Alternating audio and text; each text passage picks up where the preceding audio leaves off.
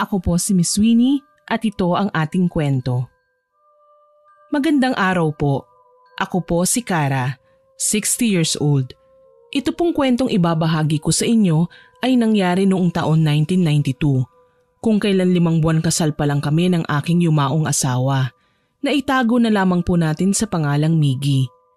Nais ko lamang po sanang ibahagi sa inyo ang kwentong ito nang sa gayon ay lubos niyong maintindihan kung bakit sa maagang edad na 27 noong mga panahong yon ay nabiyuda ko at hindi na nakapag-asawa pang muli.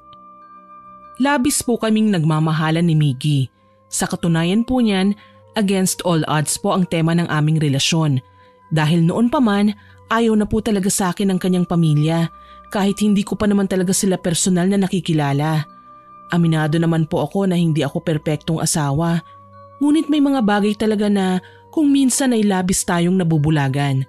May mga bagay tayong nagagawa o mga salitang nasasabi na hindi natin namamalayan nakakasakit na pala sa kapwa. Mahal na mahal kita, Kara. Ayoko magkahiwalay pa uli tayong dalawa. Ganoon din ako, Miggy. Kaya nga gusto kong magpakasal na tayo Alam kong hindi papayag ang magulang ko sa gagawin natin.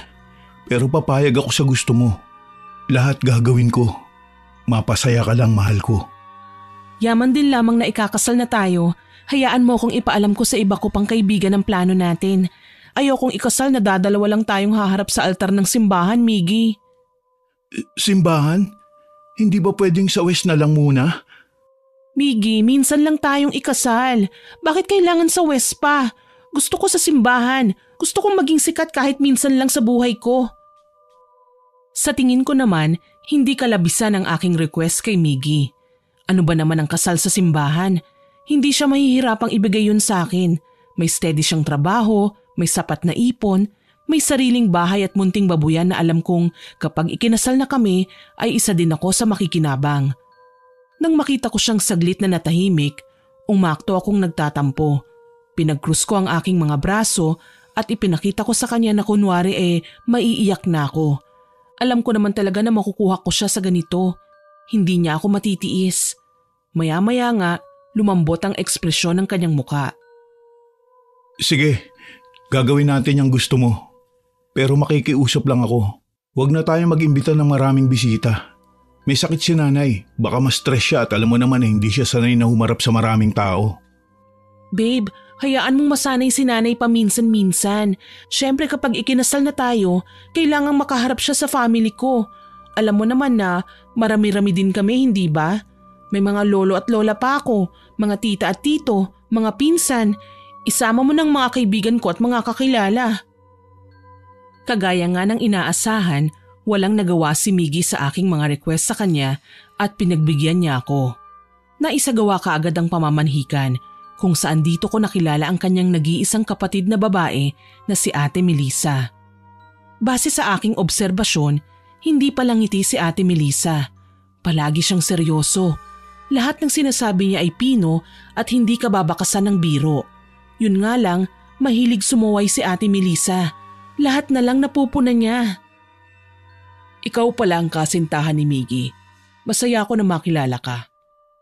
Ako din naman, masaya kang makilala, ate. Hindi ka ba nagpupupo sa nakatatanda sa'yo? Bakit ate? Kailangan pa ba yun? Hindi ako sinagot ni Ate Melissa. Nakikita ko ang reaksyon sa kanyang muka. Dismayado. Ewan ko ba, may mga panahon talaga na dire-diretso akong nagsasalita na hindi ko namamalayan na nakakasakit na pala ako sa iba. Sabi nga nila, dapat daw i-filter ko muna ang mga gusto kong sabihin bago ko ilabas sa bibig ko. Kaso lang, nakasanayan ko na Ang hirap baguhin ang ugaling nasa akin na talaga. Kaya naman kahit may napapansin na akong pagtabang sa pakikitungo sa akin ni Ate Melissa, deadma pa rin ako. Iiling-iling na iniwan niya ako at kinausap ang aking mga magulang. Ako naman, pabaliwalang nilapitan si Miggy. Ni hindi ko na binati ang nanay niya. Dinaan-daanan ko lang. Naalala ko kasi ang sabi ni Miggy na hindi raw sanay makipag-usap sa ibang tao ang ina niya. Siyempre ayokong mabwisit sa akin ng matanda. Kaya naman umiwas na lamang ako. Napansin yata ito ng aking kasintahan kaya kinuusap niya ako. Babe, hindi mo man lang binati ang nanay ko. Babe, hindi sa ayaw ko siyang pansinin. Naiilang lang kasi ko eh. Sabi mo hindi ba, hindi siya sanay na makipag-usap sa iba? Anong malay natin? Baka maburyong lang siya sa akin. Okay na ako sa ganito. Ninitian ko naman siya kanina eh. Sagot ko. Subalit naging mapilit talaga si Miggy. Ipinakilala niya ako ulit sa kanyang nanay kaya wala akong nagawa kundi ang magmano sa kanya. Sa isang sulok, napansin ko si Ate Melissa na tahimik lamang na nakatingin sa akin. Humingiti-ngiti naman siya sa ibang kaanak ko na naroon. Pero napapansin ko talaga ang pagkibot-kibot ng labi niya na para bang may inuusal na mga salita. Noong mga sandaling yun, hindi ko na pinansin ang mga bagay na para sa akin ay simple lang naman at pwede nang kalimutan. Tutal hindi lang din ako ang maingay at medyo masakit magsalita nung mga oras na yon. Sa katunayan, isa ang aking tita na kanina pa binubulungan ng family side ni Miggy na medyo matapobre raw. Para sa akin, nagiging honest lang naman ang aking tita. Pinrangka niya talaga si Miggy kung kailan ang aming kasal, kung saan, paano ang magiging honeymoon at kumusta kaya ako kung magiging Mrs. Miggy de Leon na ako pagkatapos ng seremonyas ng kasal. Ang sagot naman ni Miggy ay palaging ganito. Sa part pong ito ay pag-uusapan pa namin ng maayos ang tungkol sa kasal. Plano kasi namin ng simpleng wedding lang. Kukonti ang bisita at kung pwede, sa bahay muna ang honeymoon. Hindi ko po kasi pwedeng iwanan ng nanay ko eh. Pero babe, nariyan naman si Ate Melissa para bantayan ng nanay mo. Tsaka isang beses lang tayong ikakasal, ano ba? Napapahiyang napatingin si Miggy sa iba pa naming bisita. Alam kong masyado na akong nagiging demanding, pero gusto ko lang naman ang best para sa aming dalawa. Wala din naman siyang nagawa, lalo na sa bandang huli, ako pa din ang nasunod sa aming dalawa. Naging bongga ang aming kasal, maraming bisita.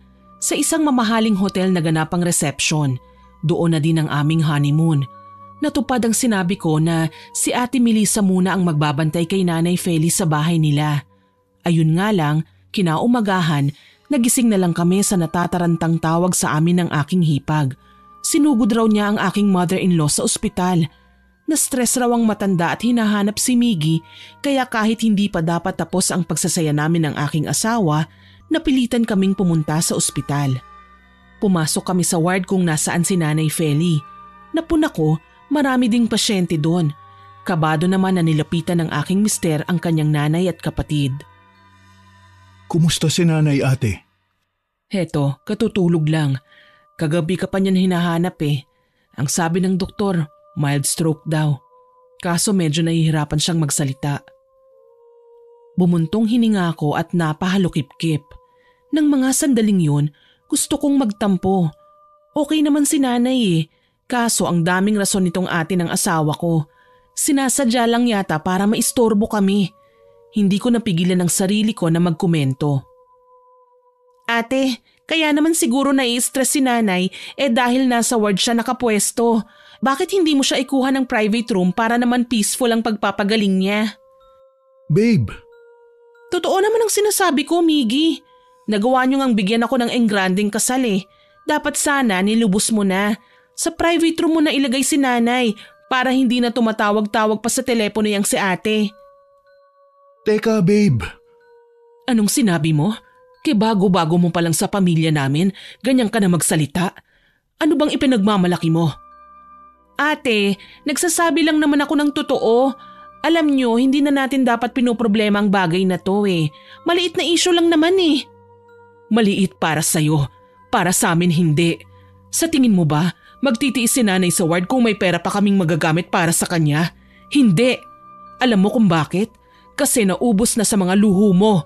Ang lakas ng loob mong magdemand ng kahit ano sa perang pinaghirapan ng asawa mo. Nanlaki ang mga mata ko dahil sa mga sinabi ni Ate Melissa.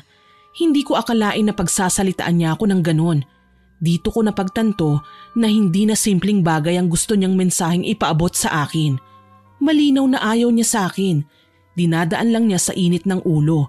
Pero naiinis siya sa lahat ng gusto kong sabihin. Pumalag ako at hindi ko na inisip kung ano-ano ang lalabas sa aking bibig. Alam mo Ate Melissa, Wala ka na yatang karapatan na sumbatan ako sa lahat ng ginastos niyo sa akin. Siyempre, ginusto ng kapatid mo na magpakasal. Normal lang na maglabas siya ng pera. Tsaka bakit ang init ng ulo mo sa akin? Hindi ba dapat sarili mo na lang ang pinagtutuunan mo ngayon ng pansin? Kita mo, naunahan ka na ng kapatid mo. Sigaw ko na mas kinagigil niyang lalo. Pati si Miggy napatakip ng muka sabay hila sa akin palabas ng kwarto. Miggy, hayaan mo nga akong kausapin niyang ate mo. Tama na, okay? Ako muna makikipag-usap kay ate, please. Alam mo kasi, kapag hindi mo sinagot yung ate mo, aapi-apihin ka lang yan. Hindi ko naman kailangan mawala ng respeto kay ate. Pwede kaming mag-usap ng maayos. Hayaan mo na muna kami. Hindi ko na nga ipinilit ang aking gusto. Alam ko naman na may mga bagay din na hindi kailangang ako ang magsalita.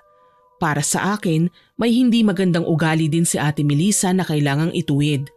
Wala naman akong ibang hangad kundi ang makisama sa aking mga bagong pamilya.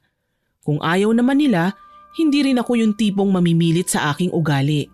Hindi ako ipinanganak para magpabilib sa ibang tao, kundi nabubuhay ako para pasayahin ang sarili ko. Sa huli, nagpaalam ako kay Miggy na lalabas ng ospital. May restaurant naman sa katapat na gusali at doon ako pumasok.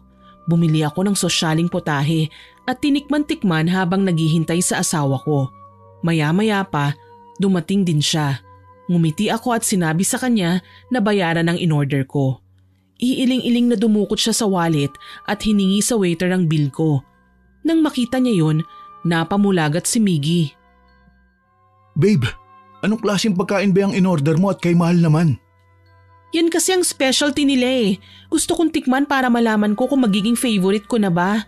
Ikaw, baka gusto mong kumain. Pwede tayong mag-order ulit. Babe, saka na. May bibilin pa akong mga gamot na kailangan inumin ni nanay. Kailangan ko pa bang sumama? Pwede bang sa hotel na lang ako? Hindi pa ako ready na kausapin ulit si Ate Melissa eh. Huminga ng malalim si Miggy. Alam ko naman na hindi niya ako tatanggihan eh. Ipinagpara na lang niya ako ng masasakyan at hinayaan akong umuwi sa hotel. Nang mga sandaling yun, gusto ko na naman na magtampo kay Miggy. Katatapos lang ng kasal namin pero mukhang mahuhuli na naman ako sa priority niya. Makalipas ang ilang araw, sinundo niya ako sa hotel. Inuwi na ako ni Miggy sa kanyang bahay. Nagulat ako dahil naroon din si Nanay Feli at Ate Melissa. Babe, anong ginagawa nila Ate Melissa dito sa bahay? Kasabay ng kasal natin ay pinalipat ko na sina ate at nanay dito, babe. Hindi ko kasi sila pwedeng iwanan sa dati naming bahay. Alam mo na, puro babae lang. Saka hindi ko naman sila pwedeng pabayaan. Wala bang trabaho yung ate mo? Pag-aawayan ba na naman natin to? Kung ako kasi ang nagkataong nasa lugar niya, mahihiya na akong makitira sa'yo. Baka nakakalimutan mo, babe. May asawa ka na. Hindi naman pwedeng sa isang bahay dalawang reyna. Tsaka hindi ka naman bulag. Alam mong ayaw sa akin ng ate mo. Iwasan mo na lang kasi siya, please. Pwede naman kayong wag nang magpang-abot. Hayaan mo na lang ako nagampanan ko ang pagiging anak ko kay nanay. Wala naman ako nagawa ng makiusap talaga sa akin si Miggy. Basta nagmarcha ako papunta sa kwarto namin at nagkulong. May helper naman kami na pwedeng mag-asikaso ng lahat at naghahatid sa akin ng pagkain sa kwarto. Mabuti na rin lang at hindi ko pa nakikita si Ate Melissa kahit na 3 araw na kaming magkasama. Habang wala kaming pakialamanan, okay lang ang lahat sa pagitan naming dalawa. Kaso lang, habang tumatagal, may mga napapansin akong kakaibang ginagawa ng hipag ko. Kapag lumalabas ako ng aking kwarto, napapadaan ako sa silid na kanyang inuokupa. Palaging nakaawang ang pinto niya at nauulinigan ko siya na nagsasalita kahit alam ko naman na wala siyang kasama. Isang araw, maagang umalis si Miggy. Pupunta siya ng opisina. Ako naman ay nagpaalam, nagagala kasama ng aking mga kaibigan. Pumayag naman siya. Tuwang-tuwa ako kasi magsa-shopping kami sa bagong bukas na mall. 9:00 pa lang ay nakabihis na ako at naglalakad na paalis ng aking kwarto. Muli kong nadaanan ang kwarto ni Ate Melissa at napansing bukas na naman ang pinto niya. Mukhang walang tao kaya naisip kong pumasok. Sisilip lang naman ako kung anong meron doon. Ang sama naman ng amoy na yun. Amoy insenso. Wika ko. Ayoko naman talaga sa amoy na yun noon pa man. Feeling ko, nauugnay ito sa karunungang itim. Nalabis naman na nagpataas ng balahibo ko nang makita ang mga bagay na nasa mesa sa gilid ng kama ni Ate Melissa. Mga gamit nga sa itim na kapangyarihan. Wala akong saktong kaalaman sa mga bagay na yon. Hindi naman ako inosente sa lahat ng gamit na alam kong pwedeng ariin ng mga marunong nito. Itim na kandila, mga karayom at manika. Meron pang libreto na may nakalimbag na sumpa at kung ano-ano pang lingwaheng nakakasindak. Napaatras ako at nagulat nang magsalita sa aking likuran si Ate Melissa. Anong ginagawa mo rito? Ate, balak ko lang sanang magpaalam. Bakit? Iiwan mo na ba ang kapatid ko? Mas matutuwa ako. Uminit ang ulo ko sa kanyang tinuran. Kahit kailan, wala sa bokabularyo ko ang mang-iwan ng asawa. Hindi ko din yun magagawa sa mister ko, lalo pat mabait naman siya at palagi akong pinagbibigyan. Kahit aminado ko na minsan talaga ay may pagkamaldita ko. Ninisian ko siya at tinaasan ng kilay. Pasensya na ate hindi ko ugaling mang-iwan ng asawa Pero baka kayo ang maiwan niya kapag napuno ako sa'yo. Pwede ko siyang kumbinsihing iwanan kayo at magpakalayo-layo na kami nang hindi ka naman umasa sa pera na pinaghihirapang trabahuhin ng asawa ko. Aba, walang iya ka? Isang malutong na sampalang iginawad niya sa akin. Natulig ako doon, lalo na't hindi ako sanay ng nasasampal. Sinamaan ko siya ng tingin sabay dinuro ko siya. Talagang sinusubukan mong pasensya ko, no? Iaangat ko na sana ang aking kamay para gumanti ng sampal kay Ate Melissa, kaso lang nagulat ako nang mag-ibang reaksyon ng kanyang muka. Ang nasisigurado ko lang may mga inusal siyang lengguwahe sa akin. Mga salitang siya lang ang tanging nakakaintindi at kayang magdikta. Umatras ako at kaagad na nagtapang-tapangan. Hindi mo ako matatakot dyan sa pinaggagawa mo. Talaga? Hindi ka natatakot? Pero titiyakin kong sa mga susunod na araw ay tsaka ka matatakot. Dali-dali ko siyang iniwan at nakakaramdam ng kilabot nang umalis ng bahay. Habang nasa galaan kasama ang aking mga kaibigan, hindi ko maiwasang makaramdam ng pagtataka. May kapangyarihang itim ba si Ate Melissa? Kapag naaalala ko kasi ang mga katagang inuusal niya, sumasama ang pakiramdam ko at nawawalan na ng lakas para kontrahin siya. Nagbigay ito sa akin ng ideya para matyagan siya. Tuwing nasa bahay ako, palihim ko siyang pinagmamasdan. Napapansin kong may mga nagiging kausap siya sa labas ng bahay namin. Mga taong hindi ko kilala na nag-aabot sa kanya ng sobre. Kapag nalilingat siya, sinisilip ko ang laman ng mga ito. Sandamakmak na pera at larawan ng sinumang taong nakatakda niyang saktan. Mistula siyang hired killer sa kanyang ginagawa. Kaya pati ang asawa kong si Miggy ay kinuwentuhan ko tungkol sa aking nalalaman. Babe, alam mo bang may na-discover ako? Ano yun? May ginagawa ang ate mo na hindi maganda. Eto na naman tayo. Totoo ang sinasabi ko. Madalas kong makita ang ate mo na tumatanggap ng pera sa mga tao, babe. Sa katunayan yan nagkukulong siya sa kwarto niya para gawin ang pinapatrabaho sa kanya. Napahilamos sa mukha niya ang aking asawa. Alam kong may mga pagkakataon na naiirita na siya sa akin, pero kailangan niyang malaman na nananakit ng ibang tao ang ate niya. Nakita ko na may ginagawan siya ng kapangyarihang itim. Para bigyan siya ng ebidensya, muli akong pumasok ng palihim sa kwarto ni Ate Melissa. Wala ang hipag ko noon sa bahay. Umalis at hindi ko alam kung saan pumunta. Si Nanay Feli naman ay palagi lang sa kanyang kwarto at binabantayan ng private nurse na nakuha nga ni Miggy dahil sa pangungulit ko. Kulob sa kwarto ni Ate Melissa nang makapasok ako. Hindi man lang nagtatanggal ng mga sapot ng gagamba sa bawat sulok ng kisame. Ang mas ikinatatakot ko pa, hindi na kinakahiya ni Ate Melissa na i-display ang mga weirdo niyang kagamitan bilang pagpapakilala sa tunay niyang katauhan. Isang mambabarang na nagpapabayad ng malaking halaga para makapanakit o kung hindi naman pumatay ng tao. Ha? Oras na malaman ko kung anong lihim na tinatago mo. Exit ka na sa buhay namin, Ate Melissa. Nakalak ang pinto ng kwarto niya. Halatang may tinatago talaga. Pero nahanap ko ang duplicate key at ginamit yon para pumasok at maglibot-libot doon. Nanginginig na tinitigan ko ang 2 boteng nasa ilalim ng bedside table. Kumpirmado, mga ibinaba dito na insekto. Ninakaw ko ang isa sa mga ito at nagtatakbong bumalik sa kwarto namin ni Miggy. Natatawa pa nga ako na hinihingal, pero at least nakuha ko naman ang kailangan kong ipakita sa asawa ko. At siguradong ipapatapon na ni Miggy ang lahat ng bagay na nasa loob ng kwarto ni Ate Melissa. Para hindi ako mapagbintangan, umalis ako ng bahay at nag-shopping. Marami akong pinamili. Sinadya akong magtagal sa mall at umastang inosente. Hindi ko nga alam kung paano ko nagawa ang lahat ng yun eh. Ang nakakasiguro lang ako, hindi kami magkasundo ni Ate Melissa at mainit ang dugo namin sa isa't isa. Mabuti na lang, sinundo na ako ni Miggy sa harapan ng pinasukan kong mall at sabay na kaming umuwi.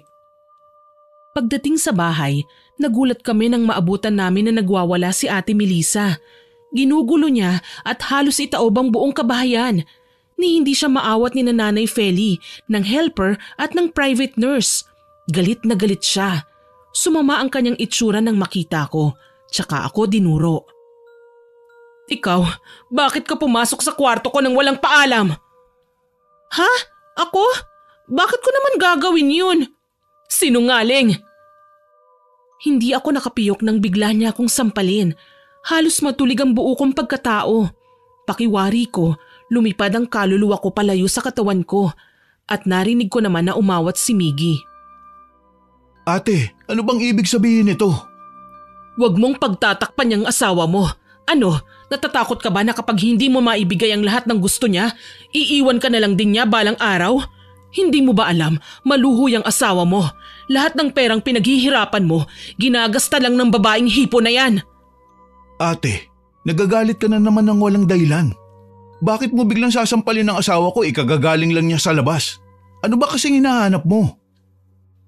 Habang pinakikinggan ang pagpapalitan nila ng mga salita, ay sumasama na din ang pakiramdam ko. Kumukulo na ang aking dugo at nangangati na ang mga kamay ko na gumanti sa ginawa niyang pananakit sa akin. Siyang may tinatagong lihim, siya pa ang galit. Ibang klase. Dahil nga sa nag-uumapaw kong emosyon, binitiwan ko ang lahat ng pinamili ko at gumanti ako sa kanya ng sampal. Walang iya ka! Wala kang karapatang saktan ako! Dahil hindi to kailanman ginawa sa akin ng mga magulang ko! Babe, tama na! Tinulak ko si Miggy para magawaran ko ng ikalawa pang sampal si Ate Melissa. Kaso lang, hindi na malakas ang ikalawang hataw ng palad ko sa kanyang pisngi. Marahas niyang hinila ang aking buhok at nagsabunutan kami. Masakit siyang humila ng buhok kaya hindi rin ako nagpaawat. Halos kalbuhin ko siya at sinipa-sipa pa para lang layuan niya ako at bitiwan. Habang nangyayari yun sa pagitan namin ay narinig ko siyang nagsalita. Nagmamaang-maangan ka pa. May kinuha ka sa kwarto ko. Amoy na amoy ko ang lansa mo at alam kong nanggaling ka doon. Sinungaling ka. Mapaggawa ng kwento. Wala akong ninakaw sa'yo. Nagmamaang-maangan ka pa? Pwes magsisisi ka. Ate, babe, please tama na yan. Naramdaman ko na lang na may mga kamay ng pilit kaming pinaglalayo sa isa't isa. Kanya-kanya kami sa pagpiglas. Ginusto pang umatake ulit. Ngunit nakita kong yakap na ako ng aking asawa. Si Ate Melissa naman, hawak naman ng katulong at ng private nurse. Parehong hinihingal sa ginawang pag-awat sa aming dalawa. Agad na pumagitna si Miggy at pinagalitan kaming dalawa. Ano ba? Para kayong mga bata. Hindi na kayo naiya kay nanay. Alam niyo naman na may sakit siya, hindi ba? Ikaw naman ate, bakit nanampal ka na lang bigla? Yung tingin ni Ate Melissa sa akin ay parang lalamon na ng tao. Gigil na gigil siya. Parang gusto akong daluhungin ulit. Pero tinaasan ko na lang siya ng kilay. Ipinakita ko sa kanya ang kamalditahan ko na hindi ako nasisindak sa kanya. Dinuro niya ako tsaka pinanlisikan ng mga mata si Miggy. Sige, kampihan mo yung asawa mo. Tutal kayo naman ang magsasama, hindi ba? Di bale, hindi rin naman kayo magtatagal eh. Uminit ang ulo ko sa sinabi niya. Para niya kaming pinagbabantaan. Siyempre, sumagot ako. Dinuro ko din siya. Sa nanlalaking mga mata, ipinagkalat ko ang sikreto niya. Palibhasa, hindi ka takot magbanta kasi mambabarang ka. Ano, itatanggi mo? Ilang beses na kitang nakitang tumanggap ng bayad mula sa mga hindi kilalang tao dyan sa labas ng bahay. Ilang tao na ba ang binarang mo? At ano, ako na ba ang isusunod mo? Hayop kang talagang haliparot ka. Pagbabayaran mo ang kaguluhang ginawa mo. Sigaw niya kaso lang inawat kami ulit ni Miggy. Galit na galit niyang dinuro si ate. Tumigil ka na ate, sumusobra ka na. Lahat na lang ng nagiging kasintahan ko, tinatakot mo. Pinagbabantaan. Pero wag mo na maasahan na hahayaan kitang gawin din ang mga bagay na yan sa asawa ko. Hindi mo na kami mapaghihiwalay pa. Sige, magkampihan kayo. Ikaw babae, magsisisi ka sa ginawa mo. Singhal niya sa akin sabay tawa. Nakakasindak ang kanyang paraan ng paghalakhak kaya naman bumaba ang tingin ko sa kanyang nakakuyom na kamay. Sigurado ko may mga buhok ako sa palad niya at ito ang ipinagmamalaki niya na magagamit niya laban sa akin. Bigla akong kinabahan. Sinubukan ko siyang lapitan kaso lang tinalikuran niya na kami. Gustuhin ko man siyang habulin, pinigilan naman ako ni Miggy. Hayaan mo na si ate babe. Magpahinga ka na. Ihahatid ko lang din si nanay sa kwarto niya. Sige babe, mauna na muna ako sa kwarto. Ang sakit pa ng anit ko sa paghila niya sa buhok ko eh. Maktul ko. Hindi ko maiwasang mangamba na baka may gawin sa buhok ko si Ate Melissa. Habang nagkakasukatan kami ng tingin, sa may kainan, kakaiba ang mga pagngisi niya. May halong banta at paninindak. Malinaw na may binabalak nga siyang gawin sa akin. Hinintay ko si Miggy at ipinakita sa kanya ang garapong ninakaw ko nang makapasok siya sa kwarto. Bakit mo ba kasi kinuha yan, babe? Kaya naman pala galit na galit sa'yo si ate. Talagang kakampihan mo siya, babe. Alam mo ba kung anong bagay na ito? Ginagamit niya sa pambabarang. Ginagamit niya para makapanakit ng tao. Matagal ko nang alam yan, okay? Pero hindi naman niya yung ginagamit sa amin basta ba hindi rin namin siya pakikialaman. Namin? Paano naman ako, babe? Hindi ko gustong ginagawa niya. Pwede kayong madamay. Ipasunog mo na kasi ang mga gamit niya na may kinalaman sa kapangyarihang itim. Sa pamamaraan na yon, hindi na siya makakapanakit ng basta-basta dahil wala siyang magagamit. Huwag mo nang hintayin kayo naman ang saktan niya. Nagpapasakop siya sa dilim, babe. Sa pagkakataong ito, maliwanag na walang sino man ang maaalala niyang kaanak o kadugo niya na sinasaktan kapag nagpapasakop o nagpapasapi sa kadiliman. Hintakot kong wika sa kanya. Mabuti na lang talaga, napao ko si Miggy. Sinabi niya na ako na raw ang bahala na kumuha ng mga gamit ni Ate Melissa at lilibangin lang niya ang kapatid niya sa labas. Sinamantala ko naman na gawin yon nang magising kami ng maagang maaga. Planado ko na ang lahat. Papasok ako sa kwarto ni ate para kunin ang mga ginagamit niya pati na ang pinagdududahan kong buhok ko na nakuha niya sa pananabunot niya sa akin. Kaso lang, napatda ako. Pagpasok ko sa kwarto, wala na si ate. Hindi na din namin siya mahanap kahit sa ang sulok ng bahay. Ang sabi pa ni nanay, namataan niya si Ate Melissa na maagang umalis at sumakay ng tricycle. Wala naman daw sinabi sa kanya kung saan pupunta. Ang mas ikinagimbal ko pa, nawawala ng mga gamit niya sa loob ng kwarto. Literal na malawakang paglalayas ang kanyang ginawa dahil hindi ko na mahanap ang mga gamit niya. Bakante at malinis na ang kwarto. Dahil doon, nagwala ako. Hayop! Walang yang Melissa na yan. Kapag may nangyaring masama sa akin, papatayin ko talaga siya. Ah! Babe, bakit ba ang aga mong nagwawala? Nagtaka ka pa.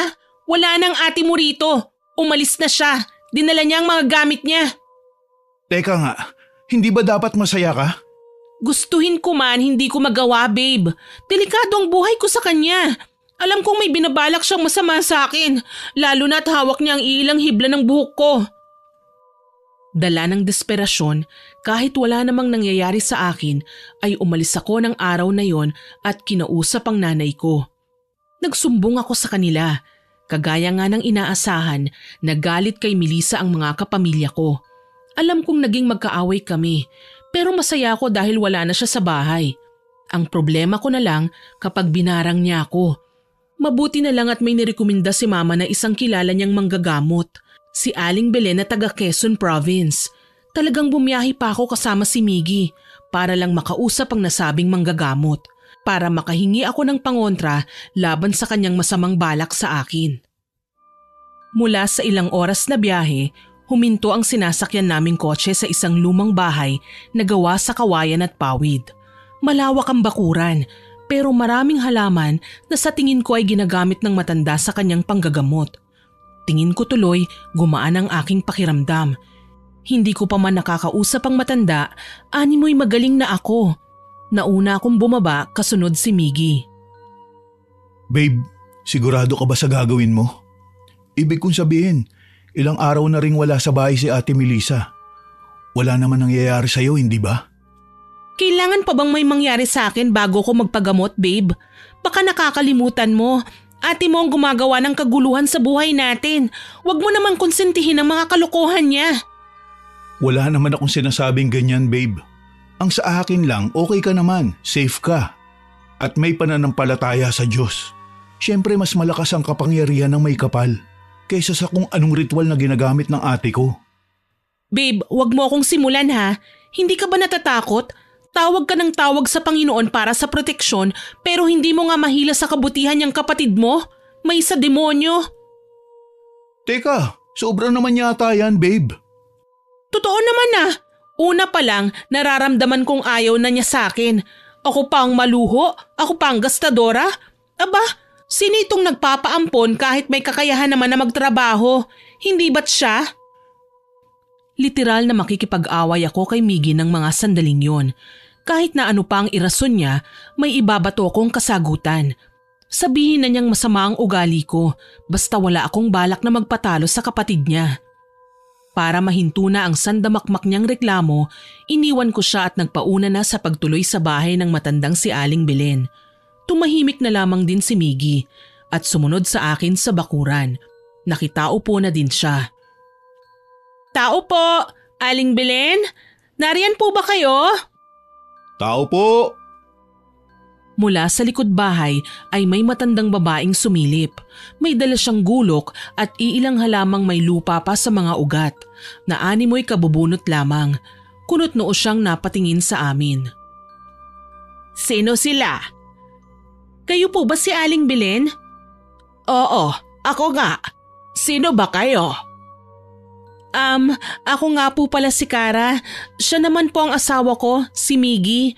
May kailangan po sana kami sa inyo eh. Wika ko sa kanya. Naintindihan kagad ni Aling Belen ang mga simple kong katagang yon. Nauna siyang pumasok sa bahay tsaka kami itinuro sa kawayang sofa niya na nasa pinakasala. Maupo kayo. Maraming salamat po. Umalis sandali si Aling Belen kaya kinalabit ako ni Miggy. Para bang mas concern siya sa kanyang kapatid, sakali man na may maisip akong paraan para kontrahin ang mga pinaggagawa niya sa akin.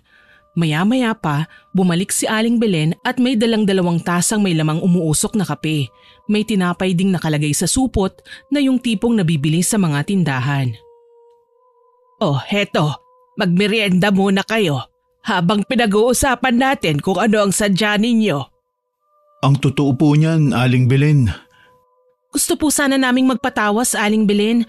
Medyo nagkaroon po kasi kami ng hindi pagkakaintindihan ng aking hipag eh, at natuklasan kong may kaalaman siya sa pambabarang. Hindi ko pinansin ang panlalaki ng mga mata ni Miggy nang tahasan kong sinabi kay Aling Belen na natuklasan ko ang tungkol sa mga garapon at pagtanggap ni Ate Melissa ng bayad para makapanakit ng tao. Ipinaliwanag ko sa kanya na may mga ginagawang hindi maganda ang aking hipag at natatakot ako na baka ako na ang susunod niyang barangin dahil nasa kanya ang buhok kong nahablot niya noong nagsabunutan kami. Tumango-tango si Aling Belen tsaka ipinatong ang kanyang palad sa aking kamay. Naniniwala ka ba sa Panginoon, iha? Opo naman, naniniwala po ako sa may kapal. Kung ganon, wala kang dapat ikatakot. Hindi mo kailangan maalarma kahit ilang beses ka pang barangin ng iyong hipag. Kung naniniwala ka sa Panginoon at alam mo sa iyong sarili na wala ka namang kasalanan, eh hindi ka tatablan sa kahit na anong paraan ka pa niya saktan. Pero Aling Belen, magbabayad naman ako eh. Bigyan mo na lang kasi ako ng pangontra.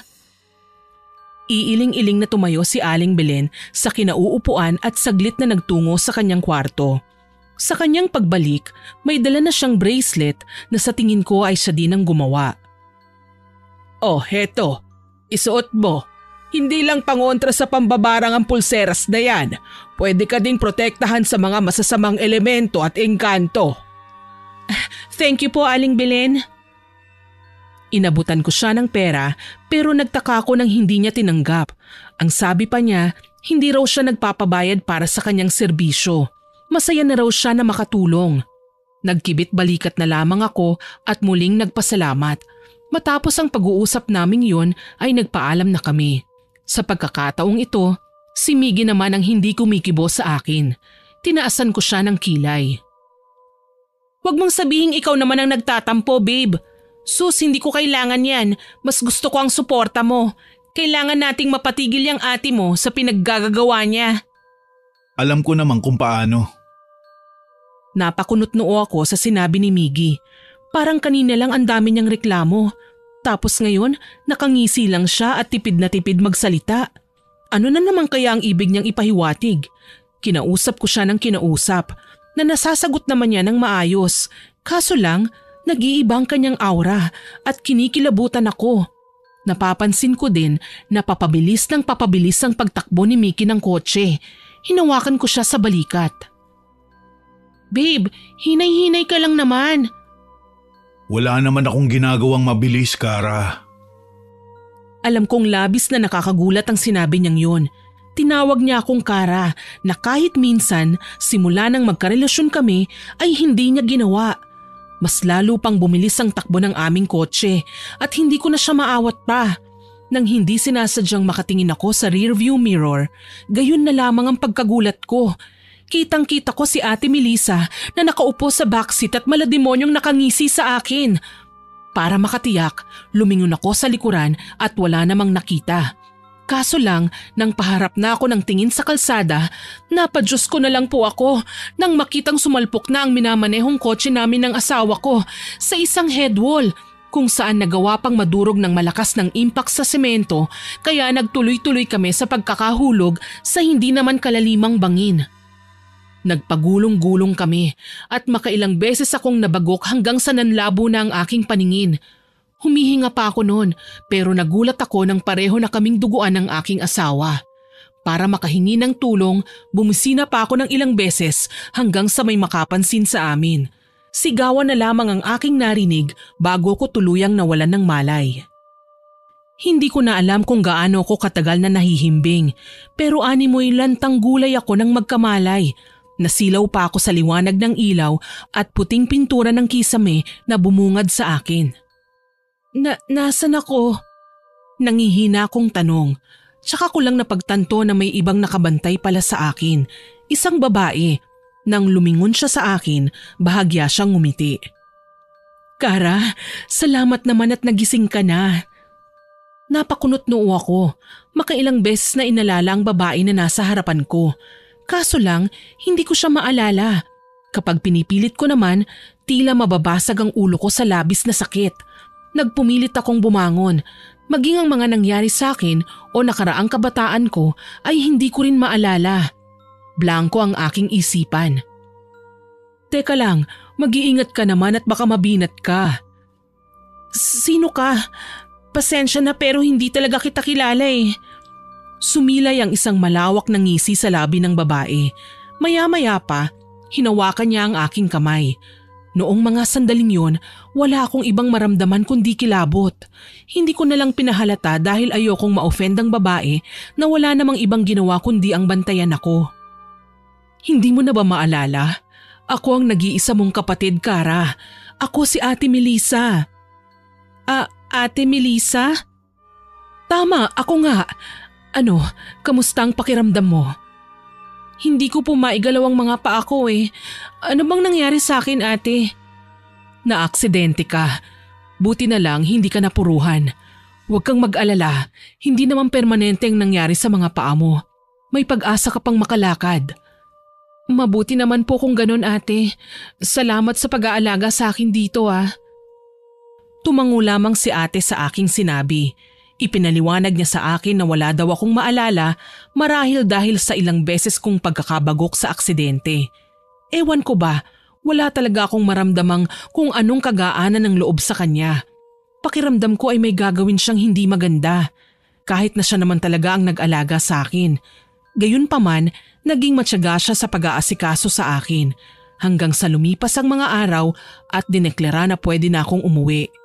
Sakay ako ng wheelchair na itinutulak naman ni Ate Melissa. Isinakay niya ako sa isang rent-a-car at bumiyahe kami sa hindi ko matukoy na lugar. Ang alam ko lang, malayo kami sa city. Huminto kami sa isang tila ancestral house na malayo sa kabayanan. Kailangan mong magpahinga pagdating natin sa bahay, ha? Opo, ate. Maraming salamat po. Dito ba tayo nakatira? Oo, ito ang bahay natin.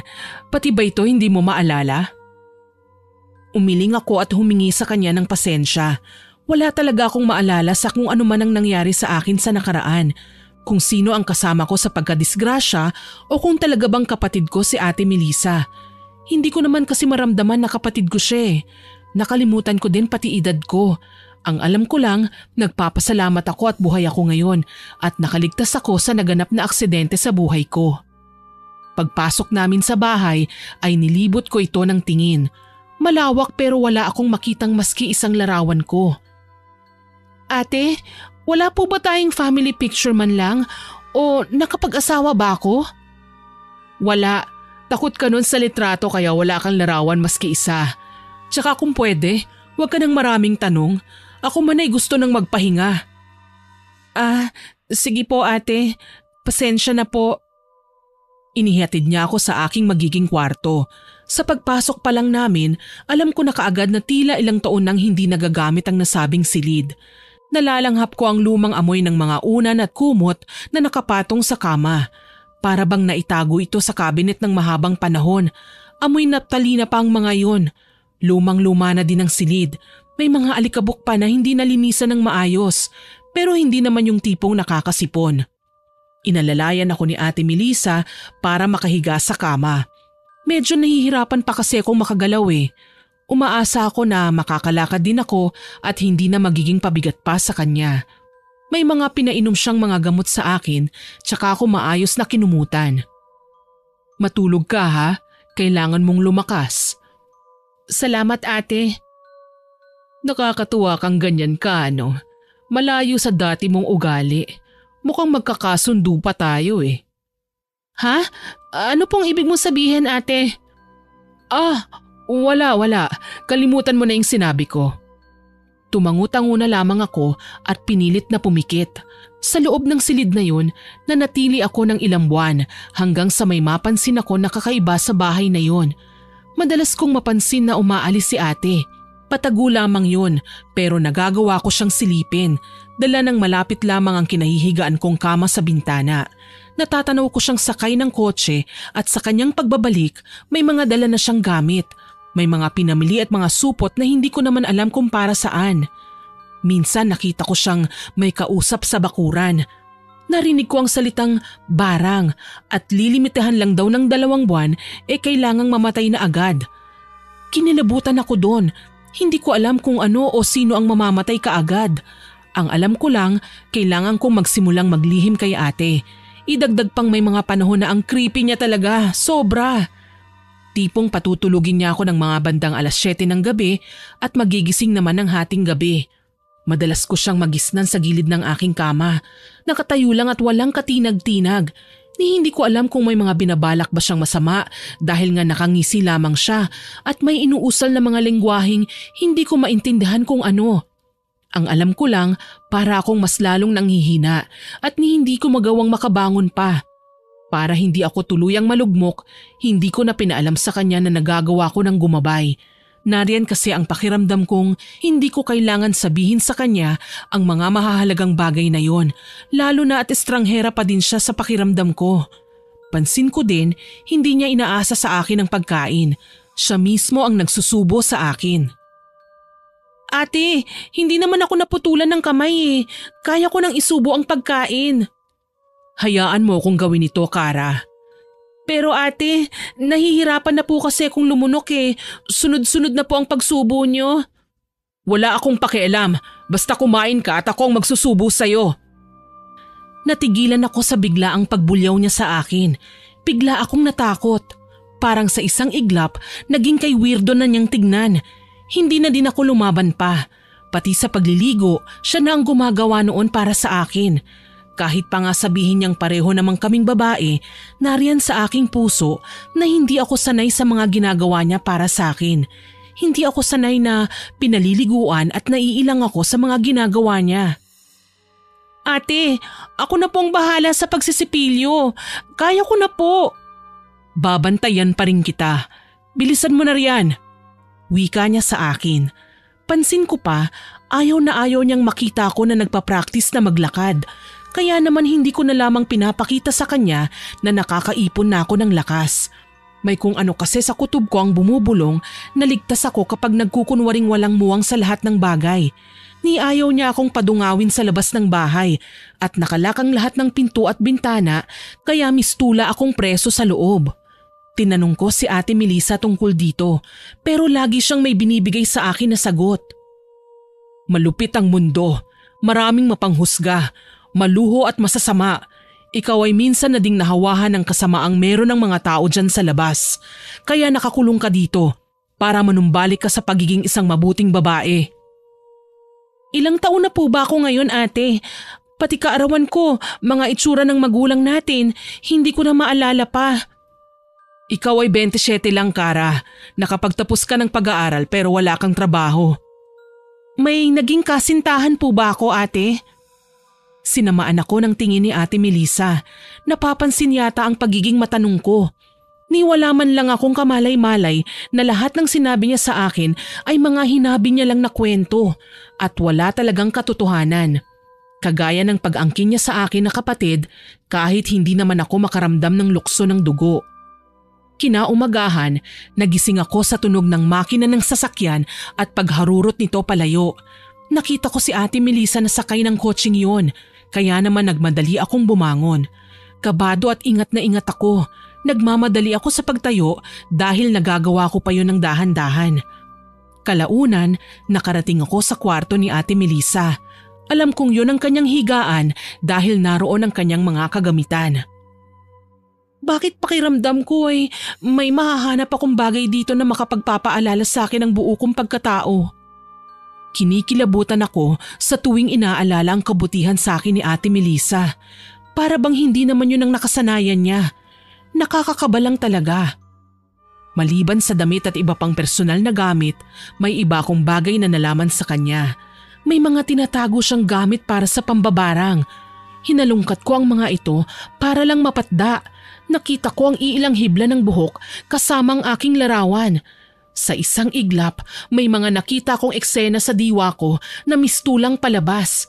Ang kasal, ang pagsugod namin sa ospital na pinagdalhan kay Nanay Feli, pati ang sabunutan namin ni Ate Melissa. Nasapo ko ang aking ulo at nagpatuloy sa paghalungkat sa kanyang mga gamit. Mga litrato ng kasal namin ng kapatid ni Ate Melissa, mga larawan noong namamanhikan at ang aking tunay na mga magulang. Hintakot akong napayakap sa aking sarili nang maalala ko si Miggy at ang paglapit ko kay Aling Belen. Naiangat ko ang aking braso at nakita ang bracelet doon. Hindi man lang ito natanggal sa braso ko. Ang mas ikinagimbal ko, paano ko nakalimutan na may asawa ako? Nagtaas baba ang dibdib ko sa tindi ng emosyon. Hindi ako makapaniwala sa mga naging takbo ng sitwasyon sa buhay ko. Anong nangyayari at nakalimutan ko ang lahat ng nangyari sa akin noon. Mangyak-ngyak na hinablot ko ang ilang bungkos ng pera sa kama. Kailangan kong makalabas. Mabuti na lang sa paggawi ko sa kusina ay may nakita kong palakol. Ginamit ko itong pangwasak sa pinto. Wala sa sariling lumabas ako ng bahay. Kahit nahihirapan, ginamit ko ang aking lakas para makaparaman lang ng kahit na truck na dekarga. Nagtanong-tanong na din ako kung nasa ang banda ko at swerte naman na nasa Quezon Province pa rin ako. Pagdating sa bayan, nagtanong ako kung saan nakatira si Aling Belen. ginamit ko ang perang kinuha ko kay Ate Melissa para ihatid ako ng karwaheng dati ng marami sa lugar na yon. Pagdating sa pamilyar na bakuran, nagpasalamat ako sa mga naghatid sa akin at kinalampag na ang pinto ng manggagamot. Aling Belen! Aling Belen! Tulungan niyo po ako! Abay katanghaling tapat ah! Sino ka ba at ang ingay mo? Aling Belen! Kara! Buhay ka! Bakas ang pamimilog sa mga mata ng matanda nang makita niya ako. Dali-dali niya akong hinila papasok ng bahay niya. Jasking bata ka! Ano bang nangyari sa'yo? 3 buwan ka nang nawawala. Ang buong akala namin ay kasamang nasunog ng kotse ang bangkay mo. Ano? Yun talaga ang totoo. Hindi ba't nanggaling kayo rito sa bahay? Ilang kilometro lang ang naitakbo nyo ay naganap na ang aksidente. Natutup ko ang aking bibig sa labis na gulat. Naalala ko ang bawat detalye ng kay Linaw. Nagawa ko pang ang makahingi ng tulong eh. Ang kaso lang, hindi ako sigurado sa mga sumunod na nangyari sa akin dahil nang magising na ako, nasa isang ospital na ako noon. Si Mickey, may balita po ba kayo sa asawa ko? Ikinalulungkot kong sabihin sa ito, iha. Pero ang iyong asawa ay pumanaw na. Ano? Hindi totoo yan. Hindi papatay ang asawa ko. Inalo lamang ako ni Aling Belen. Pinakalma at may kinuhang dyaryo. Naging trending na balita pala ang aksidente na nangyari sa amin ni Miggy. Ang mas ikinahagulgul ko, nabasa ko sa balita na dead on the spot si Miggy, habang ako naman daw ay missing. Duda ng mga otoridad, baka may mababangis na hayop ang pinagtulungan kainin ng bangkay ko at walang iniwang bakas kung saan naroroon ang mga labi ko o kung meron pa mang naiwan. Umiiyak na hinarap ko si Aling Belen. Hindi ako nababaliw, Aling Belen, pero si Melissa ang nakita ko bago kami na aksidente. Siya ang may kagagawa ng mga bagay na ito. Pinatay niya ang sariling kapatid niya para pagdusahin ako. Ang mabuti pa, huwag ka na munang bumalik sa inyo. Kailangan mapagplanuhan natin ng maayos kung ano nga ba ang dapat natin maging susunod na hakbang. Hayop na Melissa yan? Porke wala akong naalala pagkatapos ng aksidente, sinamantala niya ang kahinaan ko. Baliw na siya, Aling Belen. Isa siyang demonyo. Tama ka sa sinabi mong yan. Dahil matapos kayong madisgrasya, nanaginip ako. Isang nakakatakot na panaginip patungkol sa kanya. Alam mo, kailangan mo munang manatili rito. Isang malakas na mambabarang si Melissa. Kailangan manatili ka sa bahay kung ayaw mong mapahamak. Huwag kang mag-alala. Ipapaalam ko sa nanay mo ang nangyari sa'yo. Yun nga ang ginawa ni Aling Belen. Pagkalipas ng 1 linggo, dumating ang aking ina. May dalang mga gamit. Nagiiyakan pa kami at nagpapasalamat sa Panginoon dahil sa pagpapanatili niya sa amin na ligtas. Buong akala ko, magiging ligtas na talaga ako ng tuluyan. Hindi ko akalain kahit na nasa poder ako ng manggagamot ay hindi ako makakaligtas sa barang na isinasagawa sa akin ni Ate Melissa. Nagising ako isang hating gabi na masakit ang aking tiyan, tipong maduduwal at nahihilo. Gustuhin ko mang magpunta sa banyo ay hindi na ako nakaabot pa. Nagkalat ako sa sahig kaya tinawag ko na ang aking ina at si Aling Belen. Bakit? Anong nangyari? Nanay, Aling Belen, tulong! Anong nangyayari sa'yo? Dali-dali niyang binuksan ang ilaw habang si mama naman ay inaalalayan ako. Gayon na lamang ang pagkasindak namin nang makita ang mga bagay na isinuka ko. Dugo na may halong mga halamang ugat na hindi ko alam kung saan nanggaling. Nanlaki ang mga mata na napatingala ako kay Aling Belen. Ito na ba ang kinatatakutan ko? Nangyayari na ba? Malamang nagwawala si Ate Melissa sa galit nang malaman niyang tumakas ako sa bahay na pinagdalhan niya sa akin. Ang papa ko naman ay hindi namin kasama dahil kinailangan niyang hintayin ang update ng pulis. Lalo na at nilagay na sa most wanted list ang pangalan ni Ate Melissa at may patong siyang reward sa ulo. Desidido kaming kasuhan siya at ipakulong dahil malakas ang kutob ko na may kaugnayan siya sa naging aksidente namin ni Miggy. Ni hindi ko man lang napagluksaan ang asawa ko. Anong nararamdaman mo? Medyo makati po ang aking lalamunan. Parang may nakabara po. Tapos itong tiyan ko, ang sakit. Parang may kung ano sa loob na gustong kumawala at butasin ang aking katawan. Huwag kang mag-alala. Lalabanan natin ang mambabarang. Kumikilos na siya at naghahanap lang ng tiyempo para mapatay ka at hindi tayo papayag. Huwag po sana akong pabayaan ng Panginoon, Aling Belen. Patnubayan niya po ang gagawin niyong panggagamot sa akin. Pumikit ako at nagdasal ng taimtim. Alam kong may naging atraso din ako kay Ate Melissa. Pero hindi ko naman kasi magawang isipin kung paano niya nagagawa ang mga bagay na ito. Paano niya magawang mambarang? Umiyak ako habang pinakikiramdaman ang aking sarili. Napaiyak pa ako sa takot nang mapansing bahagyang lumobo ang tiyan ko. Sinubukan naman ni Mama na ipadala ko sa ospital pero ako na ang tumanggi. Hindi naman magagamot sa doktor itong karamdaman ko eh. Hinayaan kong si Aling Belen ang gumamot sa akin. Nagagawa ko naman na gumaling pero pabalik-balik ang aking karamdaman. Habang tumatagal, mas nagiging malala. Mas lalong nagiging kagimbal-gimbal ang aking kalagayan. Tuloy, naging mahirap sa akin na ayusin ang aking kalusugan. Nawalan ako ng ganang kumain at nahihirapang matulog sa gabi. Pati sa aking pagtayo, nahihirapan na rin ako. Nawalan ng lakas ang aking mga binti. Tila babalak ni Ate Melissa na lumpuhin ako at wag nang pagalingin.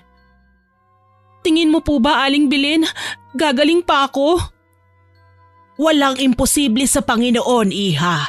Hindi ako tumitigil sa pangontra sa sumpang inihahampas niya sa'yo. Magtiwala lang tayo. Nang mga sandaling yun, nangungulubot na ang aking balat. Kumapal. Tila ba tinubuan ng maraming kalyo na sa tuwing kakamutin ko ay nag-aastang balakubak na sumasabog sa alikabok kapag nagugulo. Diring-diri ako sa sarili ko noon ni hindi ko magamit ang mga pampaganda na hindi mawala sa buhay ko dati. Ang aking mga lotion at pabango na tila ba mas pinakakapal ang aking karamdaman kahit magwisik lang ako ng kaunti. Nanginig ako sa labis na kalungkutan. Nawalan na nga ako ng asawa, nasira pa ang buhay ko. Ano na lang ang magiging kalalabasan ng kinabukasan ko? Wala na. Malayo na ako sa dating maluhong babae na nakukuha at nabibili ang gusto sa isang iglap lang. Ngayon, mukhang ako ang nanganganib na bawian ng buhay sa isang pitik lang ng daliri. Huwag kang mag-alala. Susubukan kong maghanap ng panibagong lunas para gamitin natin dyan sa nanunuyo mong balat. Maraming salamat po, Aling Belen. Hindi niyo ako sinukuan. Aminado po ako na mapagmataas ako dati. Akala ko ako na ang masusunod sa bawat dikta ng tadhana. Pero hindi ko akalaing pwede pala akong bumagsak at lumagapak sa lupa. Iha, lahat ng tao ay nagkakamali. Hindi na ba tayo perpekto eh? Ako nga nagkasala din. Ang mahalaga, natututo tayo sa bawat pagkakamali at nagpapakumbaba tayo na marunong din tayong magpatawad. Sana po makaligtas ako sa pagsubok na ito. Ipinapangako ko po na magpapakabait na ako at magbabago. Hindi na ako magiging maluho hanggang sa umabot sa puntong nakakapanakit na ako ng ibang tao. Makuha lang ang gusto ko. Mangyayari ang lahat, Iha. Basta magdasal ka lang palagi. Alam ko naman na mabuti kang tao eh. Naliligaw ka lang ng landas. Mula noon kahit may sakit ako, pinagbubutihan ko ang pagdarasal. Kahit nahihirapan akong bumangon, nagagawa kong ibigay ang aking lakas para makaupo. Ang nanay ko naman ay hindi rin ako iniwan at sinukuan. Sa katunayan niyan, sabay kaming nagdarasal para sa ikagagaling ko. Hanggang isang araw, nagkataong kaming dalawa lang ni Aling Belen sa bahay. Ako naman ay nakakaupo na ng mga sandaling yon. Ang balat ko naman ay kasalukuyan kong pinapahiran ng langis dahil nanunuyo sa dami ng kalyo at nagsusugat kapag nahihila. Sabi sa akin ni Aling Belen, nararamdaman daw niyang humihina ang puwersa ng mambabarang na umaatake sa akin. Lalo na noong maisagawa na niya ang palipad hangin, kaya kahit papano natuwa ako. Kaso lang bigla akong sinagian ng takot nang marinig ko ang pagsigaw ni Ate Melissa sa labas ng bahay ni Aling Belen kung nasaan kami ngayon. Lumabas ka riyan, Kara! Nanginginig ako sa takot at napasiksik sa aking kinauupuan. Hindi ko kailanman inaasahan na magkikita kami sa pagkakataong ganito. kung kailan mahina ako at walang kalaban-laban. Pero dumating si Aling Belen at nagtatangkang sumilip sa labas ng bintana para malaman kung sino ang tumatawag sa akin. "Sino ba yan, Kara?" "Aling Belen, magtago po kayo. Yan po si Ate Melissa." "Ah, siya pala ang hukluban na nagpapahirap sa'yo. Teka nga at nang makausap ko." "Aling Belen, wag na po kayong lumapit. Baka kung ano po ang gawin niya sa inyo." Hintakot kong pigil pero hindi talaga nakinig sa akin si Aling Belen. Sa katunayan, kinuha pa niya ang kanyang buntot pagi at gagamitin niya yon kay Ate Melissa. Aniya, ang mga mambabarang daw ay may pagkakahawig din sa mga aswang. Kung anong kinatatakutan ng mga nasabing nilalang ay iisa din sa mga mambabarang. Kaya naman kampante siya na kaya niya siyang harapin. Sumilip ako sa may bintana. Nakita ko si Aling Belen na matapang na naglalakad palapit kay Ate Melissa. Walang kangiti-ngiti sa kanyang muka. "Hoy, babae ka! Anong kailangan mo at nag-ieskandalo ka sa bahay ko?" "Nasaan ang magaling kong hipag?" "Bakit? Mukha bang may nakikita kang higad dito?" "Walang yakang matanda ka. Hipag ang sinabi ko, hindi higad." "Kung sino man yang hinahanap mo, wala dito. Kaya huwag kang susugod-sugod at aastang mabuti kang tao. Lumayas ka na bago pa kita mahampas nito." "Sa akala mo ba natatakot ako sa ganyan? Hindi ako tinatablan ng buntot pagi." "Ah, talaga? Masubukan nga." Napatigil na lamang ako nang makitang hinampas nga ni Aling Belen ng buntot pagi si Ate Melissa. Kitang-kita ko ang pagsigid ng sakit sa kanyang buong muka. Nang gigigil na animoy lalamon ng tao si Ate Melissa nang atakihin niya si Aling Belen. Nagsabunutan silang dalawa, ngunit sa tingin ko ay nadedehado na si Aling Belen. Nakita kong hinila niya ang buhok ni Ate Melissa, tsaka siya lumayo. Siguro walang maniniwala sa aking sasabihin, pero literal na may sa demonyo na talaga ang hipag ko. Kitang-kita kong iniangat niya ang kamay at umangat din sa ere si Aling Belen, tsaka niya init siya palayo. Napaigik si Aling Belen nang tumilapon siya at bumalya sa isang puno. Ako naman, kahit nahihirapan, ay napilitang damayan ng butihing matanda na nag-alaga sa akin. Iika-ika akong lumapit kay Aling Belen at inalalayan siya para makabangon. "Hindi ka na dapat lumabas pa, Iha." "Hindi ko naman po magagawang hayaan na lamang kayo." "Iha, ikaw ang kailangan niya. Kahit saktan niya ako ngayon, wala siyang magagawa kung hindi ka niya makikita." Hindi naman po ako papayag na may masaktan ng dahil sa akin. Ayoko pang madamay pa kayo. Nawala na nga ang asawa ko pati ba naman kayo? "Nakakalimutan mo na ba, Iha? Isa akong manggagamot. Marami kong alam na proteksyon para mailayo ang sarili ko sa kapahamakan. Kagaya na lang ng pulseras na meron ka. Hindi niya tayo gaanong masasaktan. Halika, magdasal tayo." Magkahawak ang kamay namin ni Aling Belen nang umusal siya ng mga Latina dasalin. Ako naman nakatingin lang kay Ate Melissa. Kitang-kita ko ang disgusto sa kanyang muka, kaya naman hindi ko na siya tinitigan. Nilakasan ko ang aking loob at umusal din ang sariling dasal para sa aking sarili. Para na rin sa aming kaligtasan. Habang ginagawa yon, kitang-kita ko ang pagwawala ni Ate Melissa. Tila ba hindi niya nagugustuhan ang ginagawa kong pagdarasal. Sa isang iglap, nakita kong umuusal din siya ng mga salita. Mga katagang kagaya ng sinasambit ngayon ni Aling Belen ay hindi ko rin maintindihan. Napaiyak na lang ako nang mapansing humangin ng pagkalakas-lakas. Siguro nga, pati ang Panginoon ay nagagalit na sa ginagawa nila. Maya-maya, humarap sa akin si Aling Belen. "Kaya mo bang tumayo, Iha?" "Opo, kaya ko naman po." "Halika, magdahan-dahan ka lang sa paghakbang. Dito tayo sa loob ng bahay magpatuloy sa pagdarasal." "Paano po si Ate Melissa?" "Kung malakas ang pananampalataya natin sa Poong May Kapal, aalis din ang babaeng yan dyan." Tumango ako at pilit na nga niyang itinayo ang aking sarili. Kahit napakiwari ko ay para akong matutumba. Gustuhin ko mang maiyak, pinigilan ko ang aking sarili. Hindi ako pwedeng matalo ngayon. Hindi pwede kailanman. Kaya naman kaagad akong tumuwid sa pagtayo at mas binilisan ang paghakbang. Tiniis ko ang sakit hanggang sa dumating kami sa loob ng bahay. Nagulat ako nang magdugo na naman ang mga parte ng balat kong nanunuyo at may iba ng kulay ng likido na kasama ang dugong naglalabasan doon. Malapot na nana. Nagsisigaw ako at sinubukang pumunta sa gripo pero pinigilan ako ni Aling Belen. Huwag mong huhugasan ng tubig na galing sa gripo. Ito muna ang gamitin mo. Galing yan kay Father nung minsang magpunta ako ng kumbento. Inabot niya sa akin ang isang galon na may lamang holy water na galing daw sa simbahan. Wala namang pagdadalawang isip na inihugas ko yun kaagad sa aking mga sugat. At nagulat ako nang ilabas pa ni Aling Belen ang kanyang kamay na may hawak na mga hibla ng buhok. Ano po yan, Aling Belen? Ganito ang ginawa sa'yo ng mambabarang na yan, hindi ba? Pwes, ihanda mo ang iyong sarili dahil igaganti kita sa kanya. Kung ano man ang ginawa niya sa'yo, yun din ang ibabalik natin. Binasa din niya ng holy water ang buhok ni Ate Melissa. Nagulat ako nang makitang nagsisigaw ang babae sa labas. Umuusok ang kanyang katawan at parang nanunuyo ang kanyang balat. Hindi ako makapaniwala sa aking mga nakita.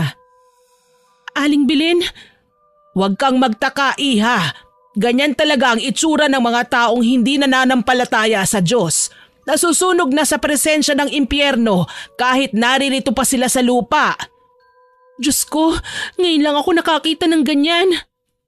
Labis ang kasamaan ng babae na yan, kaya kapag bumalik ang karma sa kanya, ganyan din katindi. Napaiyak na lamang ako habang pinagmamasdan si Ate Melissa. Hindi ko alam kung maaawa ba ako sa kanya o hindi. Sa tindi ng parusang binigay niya sa akin, hindi ko na alam kung alin doon ang una kong ipatitikim sa kanya nang malaman naman niya na masakit ang ginawa niya sa akin. Maya-maya lang, nagulat ako nang bumagsak siya sa lupa. Nakapagtatakang sa ingay na nilikha namin at sa nakikita kong kaguluhan sa labas ng bahay, wala man lang kahit na sino sa mga kababayan ni Aling Belen ang nakiusyoso sa nangyayari sa amin. Isinatinig ko yon kay Aling Belen at nagulat ako sa isinagot niya. Iha, hindi si Melissa ang nagtungo rito para atakihin tayo, kundi ang kapangyarihan niya na may kakayahang magkatawag tao. Gayunpaman, lahat ng ginawa natin sa huwad na Melissa na nanggaling dito kanina ay mararamdaman niya at pagdurusahan. Asahan mong sa paglipas ng mga araw ay may darating sa ating balita tungkol sa kanya. Paano niyo po nalaman ang mga bagay na ito? Ako man ay minsan na naging kaugali mo. Maluho at mapagmataas din ako noon. Tingin ko nga sa aking sarili, Diyos at walang makahahadlang sa lahat ng naisin ko.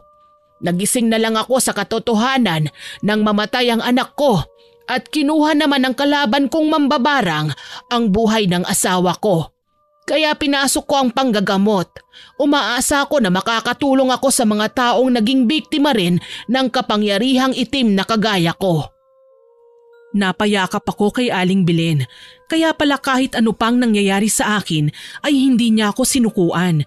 Nagpasalamat ako sa kanya at muli ay naging dagdag aral na naman sa akin ang mga nangyari sa araw na yon. Makalipas ang ilang araw, napansin kong bumuti-buti na ang kalagayan ko. Nagagawa ko ng tumayo nang hindi pa ika-ika. Ang balat ko naman nagsisimula ng kuminis ulit. Nanumbalik na din ang laman sa aking katawan at hindi na ako butot balat. Tuwang na nalamin ako at halos maiyak sa labis na saya.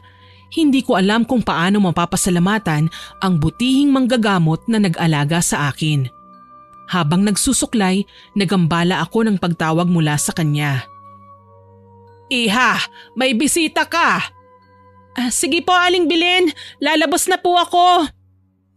Pagkalabas ko ng kwarto, nagulat ako nang makita ko si Nanay Feli, ang aking biyenan. Naka-wheelchair pa rin siya, luhaan ng mga mata at may hawak na lalagyan ng abo na nakapangalan kay Miggy. Nanay Feli? Ipinaliwanag sa akin ni Aling Belen na hindi pa din nakakapagsalita ng maayos si Nanay Feli. Nagpunta lang daw ang ginang sa kinaroroonan namin para ibigay ang mga labi ng aking yumaong asawa, kasama ang last will and testament niya. Karamihan sa kanyang mga ari-arian na naipundar ay mapupunta sa akin. Si Nanay Feli naman kukunin na raw ng pinakamalapit pa nilang kamag-anak na nakabase sa Amerika. May inilagay din daw palang pera doon si Miggy para sa kanyang ina sakali man na may mangyaring masama sa kanya. Nag-iyakan kami ni Nanay Feli. Kahit nahihirapan siyang magsalita ay humingi siya ng kapatawaran sa ginawa sa akin ni Ate Melissa. Pinatawad ko siya at sa totoo lang ang gaan ng aking pakiramdam. Aniya, nasa isang mental hospital daw si Ate Melissa. Nakakulong dahil tinangkang sunugin ng bahay nila na pinagtaguan sa akin ng babae. Malala na daw ang kalagayan ng babae at mukhang hindi na magtatagal. Kung ano man kasi ang nangyari sa akin noong mga nakaraang buwan ay tila ba lumipat ito sa kanya. Hindi rin nagtagal si Nanay Feli dahil mamayang gabi na pala ang flight niya para mangibang bansa. Nang maiwan kaming dalawa ni Aling Belen, muli na naman akong napaiyak. Napakabuti sa akin ng Panginoon. Binigyan niya ako ng ikalawang pagkakataon para mabuhay at hindi ko ito sasayangin. Sa tingin mo po ba, Aling Belen, gagaling pa si Ate Melissa? Oo naman, kapag natuto na siyang magpakumbaba at magpatawad. Alam kong kahit nasa bingit na siya ng kamatayan ay bibigyan siya ng Panginoon ng pagkakataon. Sana naman po para makita niya kung gaano kaganda ang buhay, para maubos lang sa galit at pagnanais niyang makaganti. Pasasaan ba't maiisip din niya ang mga bagay na yan? Oh, ano nang balak mo ngayon? Napaisip ako tsaka naalala ang ipinamana sa akin ni Miggy. Hindi ko man lang nagawa ng maayos ang tungkulin ko sa kanya bilang asawa. Kay iksi ng binigay na panahon para sa aming dalawa. Kaya naman iaalay ko ang natitirang oras ng buhay ko sa pagtulong sa iba. Dahil alam kong ikasasaya ito ng aking yumaong asawa. Hindi na ako naghanap pa ng ibang mapapangasawa. Inabala ko ang aking sarili sa ibang mga bagay. Nagsimula ako sa maliit lamang na organisasyon, naglalayong turuan ng mga bagong may bahay na gumawa ng mapagkakakitaan sa kanilang tahanan. Tinutulungan ang mga katulad ko na inaapi at binibigyan ng pag-asa para makapagsimulang muli. Sa paglipas ng panahon, mas naging malapit kami ni Aling Belen. Kahit noong pumanaw ang aking ina sa karamdaman ay hindi niya ako iniwan. Nagsilbi siyang pangalawa kong ina. Kumusta ang pakiramdam mo, iha? Mabuti naman po, Aling Belen. Masaya po ako at nakakatulong po ako sa iba. Mabuti naman kung ganon. Siya nga pala, may natanggap akong balita mula sa isang kakilala. Ano po yun? Si Melissa, pumanaw na raw nung isang araw. Hindi na nakayanan ng kanyang karamdaman. Ewan ko lang kung bakit, pero bigla akong nakaramdam ng hapdi sa aking puso. Kahit wala kaming magandang pinagsamahan ni Ate Melissa, naaawa ako sa kanyang sinapit. Hindi ko alam kung anong klaseng childhood ba meron siya at ganun na lamang ang kanyang ugali. Wala naman akong karapatang husgahan siya, kaya ang tangi ko na lamang na nagawa ay ang ipagdasal ang kanyang kaluluwa. Sana naman pinatawad niya ang kanyang sarili bago siya pumanaw. Kawawa naman po siya, no? Oo, iha. Nagpalamon siya sa galit, inggit at kadiliman, pati sarili niyang kapatid nagawa niyang patayin. Mabuting tao si Miggy, Aling Belen. Saan man siya naroon ngayon, alam kong nauna na niyang pinatawad ang kanyang ate. Katulad ko. Wala naman pong permanente sa mundo eh. Ang mahalaga, natuto na tayo. Malaki na talaga ang ipinagbago mo. Dahil naman po sa inyo yon, Aling Belen, tinulungan niyo po akong mamulat sa mga pagkakamali ko. Totoo naman ang sinabi ko, lahat ng tao'y nakagagawa ng pagkakamali.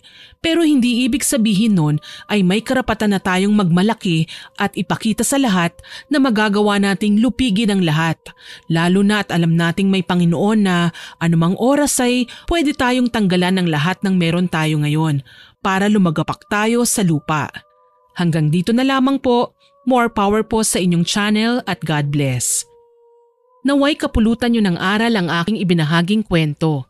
Hanggang sa muli, salamat po sa inyong pakikinig.